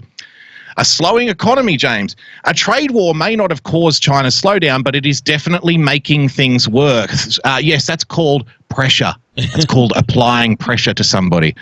Growth data released last week showed China posted the slowest growth rate since 1990, but that in of itself isn't as worrying as other data points, including that consumer sentiment and retail sales are flatlining and weakening fast, James. Small and medium-sized companies in China are feeling the chill with lower orders and inventories, losing its factory luster. There is also evidence to show that foreign firms are diversifying their sourcing, production, and supply chains away from China, James, if not pulling out altogether. The recent survey conducted by QIMA, a leading Asian supply chain auditor, shows 30% of more than 100 global businesses are diverting their sourcing from China to other countries. Do you see, ladies and gentlemen, the flow-on effects, the shit that you never usually get to hear about? All you heard about was, the poor farmers. The people, 300,000 people lost their job. It's $800 a year to the annual family bill. Whilst in the meantime, one of the reasons you could argue that China has come to the negotiating table and finally signed this deal after 12 months or so of saying that they will never give in. We will not give in to Donald Trump. He is a trade bully. They've come to the table. 30% of their global businesses are leaving China because of the economic situation, specifically because of the tariffs imposed by Donald Trump, right? Mm-hmm. Yep. So that's putting pressure on. It's like, hey, you can charge us more, that's fine. But if you want to keep having the rails run that you've had for the last 30 years, then you're going to have to play fair because I'll just make the companies leave. Remember, He said, I haven't even started to tax them yet. Yep. I haven't even started. We told everybody it's in the mainstream news what they're covering finally right here. But notice they're not naming the same names that we told you. Vietnam, Taiwan, India, Correct. India. Just keep in mind what was going on. Like, we all knew what was going on. The media was trying to hide it from you, and now they're being forced to cover it, even though they're not telling you the country's names. Interesting you bring up India, by the way, because I was just reading like half an hour before we went live. I was just reading a report from a private intelligence firm that says that India is looking to strengthen its ties with Southeast Asian countries surrounding China. So more trade. They're now diversifying their industrial interests to the South China. They're trying to build up partnerships to cut China off at the pass, right? Yep. So they're trying to out China in Southeast Asia. Yep. So China's in Africa doing the very same thing. India's like, why don't we go and piss in their backyard? Why don't we do that? And we've got power. And there's a good thing to remember here too. Don't forget that India and China, before the election, before Donald Trump got elected, were about to go to a shooting war. Let's not forget that their border over there is full of troops that occasionally fuck up each other. Okay, so this has way larger implications than what the media wants you to know about, because that's why we're winning. Is Donald Trump? Remember, the Mufti himself, the Indian prime minister, came over here and gave the largest ever political rally speech in Houston. What was it? 80,000 Indians to go see him. I mean, let's pay attention to what's happening here. Yep. Pardon me. As many as 3/4 of these companies, James, have started sourcing suppliers in new countries. If this trend continues, remember this is January last year, a year ago to the day. If this trend continues, which it did for the next 12 months, jobs in Chinese factories are at risk. A recent report looking at China's economy by JP Morgan points to rising unemployment as a major near-term risk. Social stability is predicated on China's economic stability. And the Communist Party is well aware that its credibility lies in delivering the Chinese dream to its people. Ladies and gentlemen, while the corporate media was trying to sell you that farmers would revolt against Donald Trump in 2020 because of the tariffs being placed on China, the reality on the ground in China is they have 500 million people who live in the north of the country without running water. And the day that the jobs dry up and the money dries up, there is 1.2 billion people in that country who will destabilize it and overthrow the fucking government. It's a different reality entirely. Why do you think that they have such totalitarian control over their citizens compared to citizens in the West? It's because they're afraid of them. Yep. They're afraid of them. Okay. This is a great one. This is from August last year, James. We're going back, step back in time here. August last year, CNN Business. I even forget why I've had these queued up, but I know it's going to be good. Let's have a look at what they were saying in August last year, James. But the risk is that they spook domestic investors and they see capital outflows, with people afraid that the value of their assets will fall going forward if the currency's weakening. It's a delicate balance. Let's get to the drivers and get some context. Christine Romans joins us now. Matt Rivers is also standing by for us in Hong Kong. Christine, to you first. Whatever you think of currency... Look at the Chiron there. US-China trade war escalates after yuan's decline. So the Chinese currency was starting to feel the pinch as well back in August last year, okay? All of this shit... It's all spin, the framing of these events. The framing, if you just looked at it objectively and without the political BS, you could see that China was going to have to do something. They were going to have to blink first. To say that China can beat the United States in a trade war is objectively plainly absurd. Right. The American economy has far too much buying power. The Chinese economy exists thanks to the American economy, not in spite of it.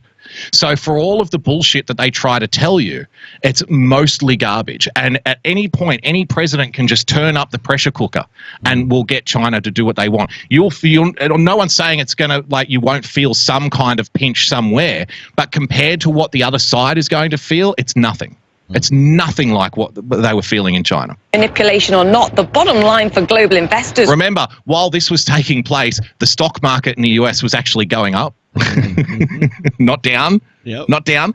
while the Chinese currency was becoming less valuable, the American dollar was becoming more valuable. Was they were looking at this and thinking, how on earth do you sign a trade deal under these conditions? You know, how on earth do you sign a trade deal under these conditions, James? Oh, trade wars are really hard to win, and guess what? They're even harder to stop. I mean, this is why so many people were afraid at the beginning of this onset a year ago of this trade war. And Remember, this is in August last year. you look at stocks yesterday, and they're from the highs, 6% for the S&P, for the Dow, 7% from the highs from the NASDAQ. That is the bite taken out of what had been record highs by concerns that this trade war won't end anytime soon. And It's never going to end.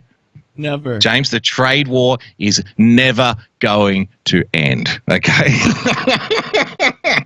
Let's keep it rolling, MSNBC. This is from July last year. July 2018 again. We're going back to 2018 again for this one. Velshi in for Lawrence O'Donnell. Trade wars are easy to win. That's what President Trump tweeted to his supporters earlier this year before. Looks like he did pretty fucking well, to be fair. And he only tweeted it to his supporters, by the way. Yeah. Yeah, not to anybody else. Not to anybody else. Remember, we played the clip of him at the start of this segment of him in the Oval Office saying, I don't even care what China does. I haven't even started yet. Yep. You know, they can sign a deal. They don't have to sign a deal. We're getting tariffs. We're getting billions coming in the door. I don't care what they fucking do. Fuck them. You know, like I don't care. So for all intents and purposes, it seems that he has been proven right, believe it or not. Before he actually started a trade war with Canada, Mexico, and the European Union. That trade war continues, and now Donald Trump won has started. all of them. He won all of them. You fucking idiot. Started another one. The world's two biggest economies are now engaged in a trade war, with the first shot fired by the president just after midnight Friday morning. Donald Trump imposed tariffs on $34 billion worth of Chinese goods coming into the United States, including aircraft parts, heavy machinery, medical equipment. This is another thing that the corporate media will not admit in the days following any kind of signing of any kind of deal, James. The deal that was signed 3-4 days ago, right, which everybody's really happy about, does not happen if Trump doesn't do this. Yep, 100%. If Trump doesn't, quote, fire the first shot, nothing happens. Like, somebody has to fire the first shot, right? Somebody has to initiate the negotiation. Somebody has to instigate the trade war in order to get a result from a trade war.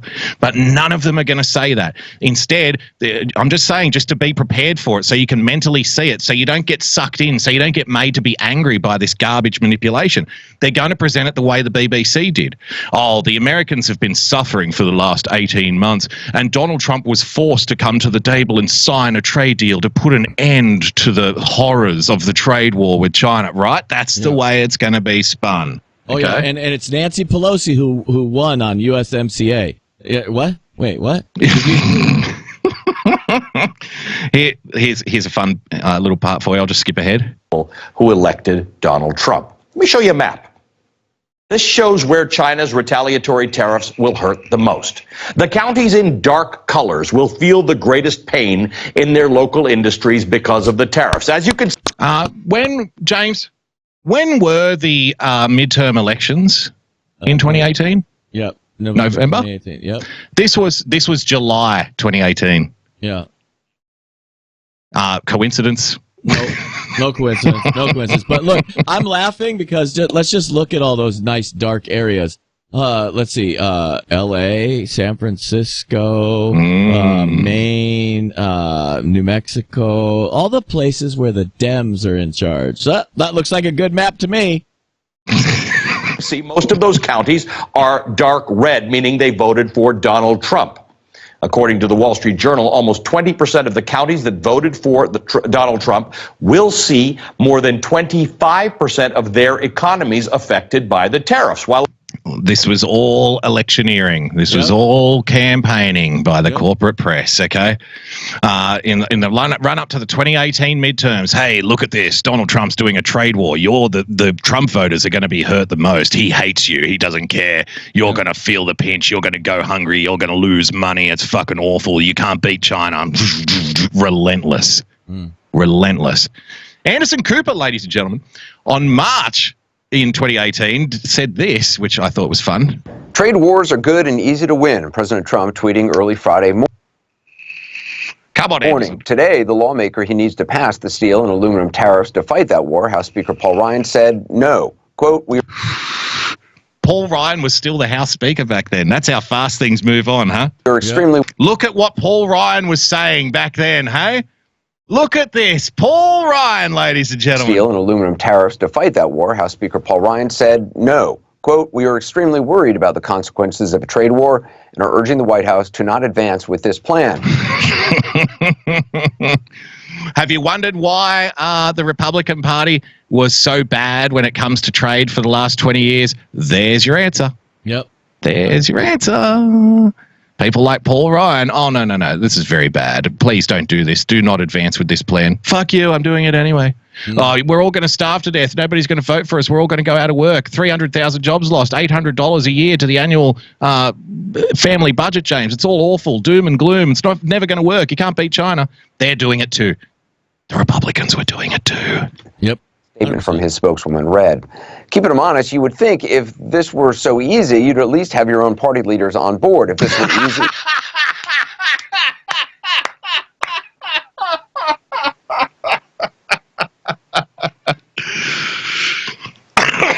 You mean the party leader that isn't there anymore when the trade deal, which was not easy, is signed pretty easily now?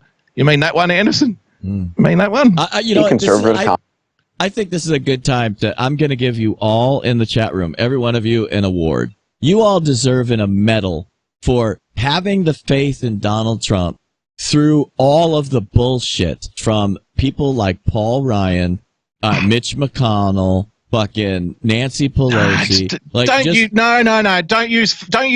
You didn't need faith to know this was bullshit. No. You just needed a little bit of you just needed to assess the reality. You didn't have to believe in the Trump trade position. You just look at what's happening. That's right. To know that it was but having bullshit. the stamina to put up with your own party trying to stab you in the back. Your own party relentlessly throwing bullshit at you nonstop 24 hours a day, for having that stamina to stand up and say, fuck you, we're with Trump, and winning at the end. See, you're the true faithful right there because you had that stamina, whereas you've got people that are on and off and I don't know what to do. Well, welcome to the party. We'll help you out now, but when one of us says no, just listen, maybe you should listen to us because you were all wrong. That's what we're highlighting right here. All those naysayers were fucking completely wrong. Conservative economists would be lining up to support it. I'm sorry, I just want to address a comment in the chat. Don't give Trump any credit, Boogie. Yeah, right. F you. How the hell did you get that out of what I just said?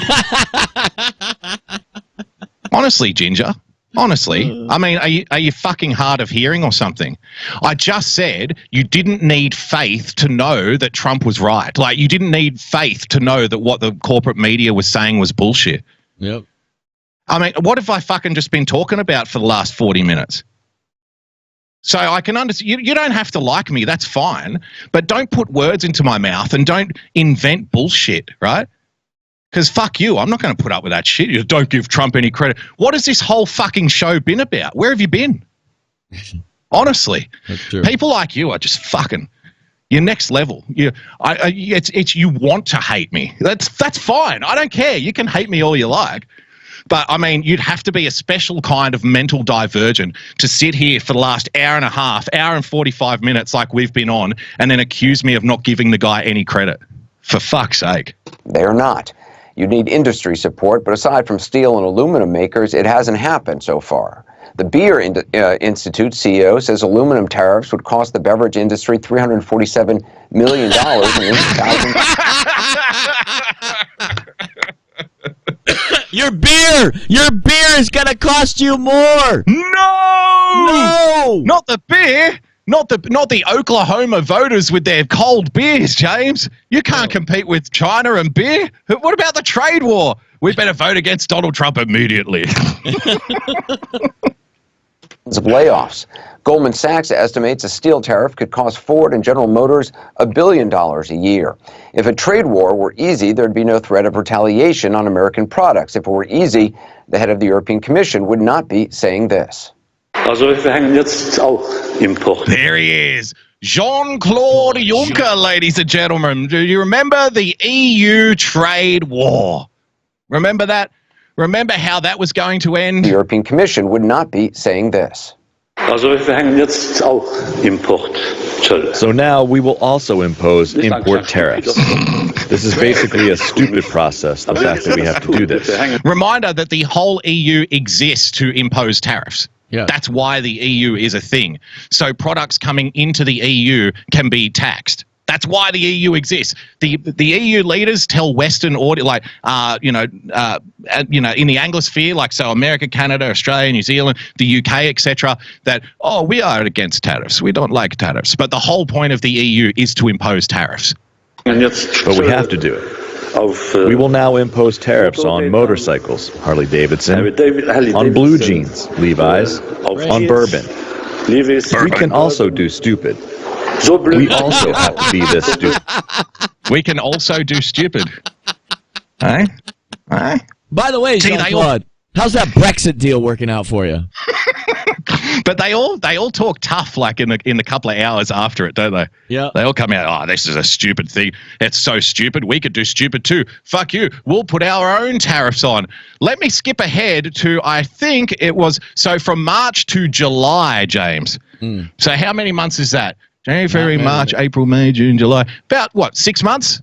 Maybe. We'll say about 6 months, okay? Sure. 6 months later, James, the very same Jean-Claude Juncker sitting in the EU Commission. We can do stupid. Fuck Donald Trump. We'll put tariffs on everything too. This is all his fault. We're not going to blink in the face of this trade bully, Donald Trump. Here was Jean-Claude Juncker 6 months later. Ladies and gentlemen, when I was invited by the president to the White House, I had one intention.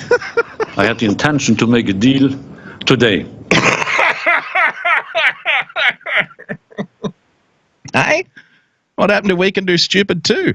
Now, what happened to fighting fire with fire, James? This is actually, I want to point this out. This is CNBC that we're watching. I want you to look at the Chiron, because the Chiron is very important here. Because what does it say? Trump said we will work to reform the World Trade Organization and address unfair trade. There's still a big win that's, like a dangling participle out there. Don't forget, he always said we're going to fix the WTO. They're still trying to fuck America. He's winning on everything else. There's even a bigger deal that's just around the horizon here. And we made a deal today. We have identified a number of areas on which to work together. We have identified a number of areas from which to work together. But Jean-Claude, 6 months ago, you were sitting in the EU Commission saying it was stupid. Yep. This is a stupid thing to do. Why? Donald Trump's just trying to bully us. We can do stupid too. But now the stupid has turned into, well, I'm very happy to be signing this deal. I'm very happy to, going forward together with the stupid policy that I called stupid 6 months ago. Work towards zero tariffs on industrial goods. Work towards zero tariffs on industrial goods. That was my main intention. Oh, what? Yes, of course. What? Look at him. Look at Trump. Look at him when he says that. He's like, what? What? Like you see him physically turn to him and go, What the fuck did he just say? It's news to me. He doesn't say, gee, you want Donald Trump at that point to go, excuse me, Jean-Claude, that's not what you said back there. That's not what you said in private, but he doesn't. Towards zero tariffs on industrial goods. That was my main intention, to propose. Yeah, okay, Jean. To come down to zero tariffs on industrial goods. We've decided to strengthen our cooperation on energy.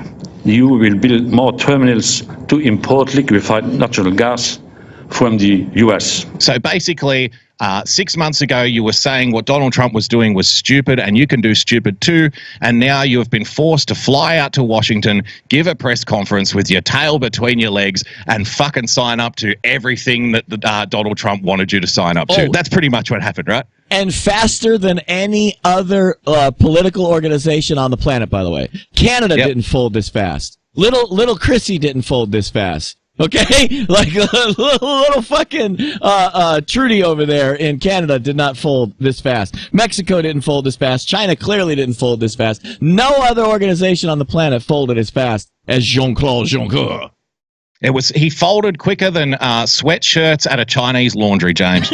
That's how fast he folded. So there you have it, ladies and gentlemen. China, you can't beat China. You can't beat China. There's absolutely no way you can beat China. The only way to get a new trade deal is to, fire the first shot. If you can't challenge the old trade deal, then you'll never get a new trade deal. So Donald Trump fired the first shot. He held his ground. He said, I don't give a fuck. I don't care. We haven't even started yet. All of the corporate press was working against you. The establishment of the Republican Party was working against you, and people like Paul Ryan saying, please don't, we can't do anything, we can't do anything. There's absolutely no way we can compete. They said the farmers are going to abandon Donald Trump. They all hate him now. They're all going broke. They're all losing jobs. Then they presented 3 days ago like Donald Trump has been dragged kicking and screaming to sign to a deal because he had no other option. The funny when he ends up getting exactly what he wanted from the beginning. Yep. Exactly what he wanted from the beginning. The funny thing is, Director Mike just said it in the chat. Think about the meme here that Jean-Claude just fulfilled, right? Fucking the French always surrender. It's just a fucking, we give up. Wait, we didn't even fucking start a war. It's okay, we surrender. Don't even pull the gun out. I think he's German, to be fair. Close enough. Close enough. Ladies and gentlemen, there you have it. Your trip down memory lane. That's your hammering for this week.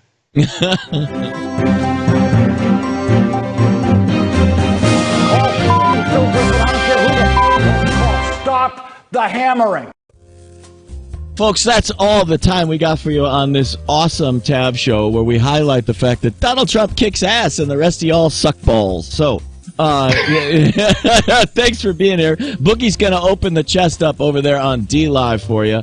If you want to follow him, you can follow him at Boogie Bumper. If you want to follow me, you can follow me at Real Person PLTCS. If you want to follow us, you can follow us at TAV Show on all platforms, D Live, YouTube, and Periscope. So we will see you next week. I'm trying to remember to hit the right button here, and hopefully I do. Aloha. Everybody have a great night.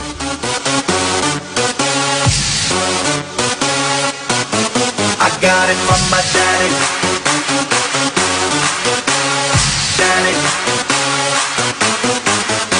낮이는 잠만자 밤이 오면 상남자 널 보자마자 나 너무 좋았어 네가 보면 hand me down 신나면 너리 let me down 오빠가 깜빡이 안키고 흔들어 get me down Hold up, wait a minute 지금부터 선수끼리 밤이 아까워 Turn up louder 불타오르는 아름다운 그대여 How you like me now?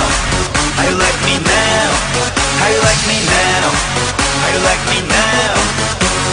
Hey, where'd you get that body from? Where'd you get that body from? Where'd you get that body from? I got it from my daddy. I got it from my daddy. I got it. Hey, where'd you get that body from? I got it from my daddy. I got it from my daddy. I got it. Hey, where'd you get that body from? I got it from my daddy.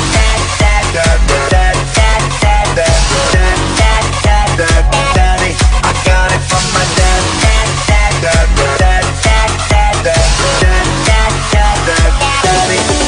Listen, my papa was a Superman. Hey, 그대로 받아왔어, come on man. Hey, 신사 이길 거부하는 신사. 이 구역에 미친놈은 바로 나. Hey, I got it from my daddy. Daddy,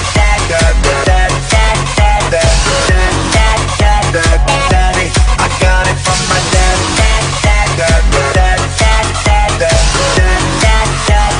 Daddy, I got it from my daddy. It's hard being a Democrat. You got to make tough decisions like, do I vote for a socialist who'll destroy the economy, or do I vote for a socialist who's totally insane and who'll destroy the economy? Well, for the rest of us, here's an easy one. Donald Trump. It's a fact. In Trump's America, more people are getting a paycheck than ever before. 6 million new jobs in 3 years. That's one new job every 12 seconds, 250 an hour, and $3 billion in value every day. No wonder the guy's filling stadiums. Trump ain't raising the bar, he is the bar. It's payday. Keep America great. Stand with Trump in 2020.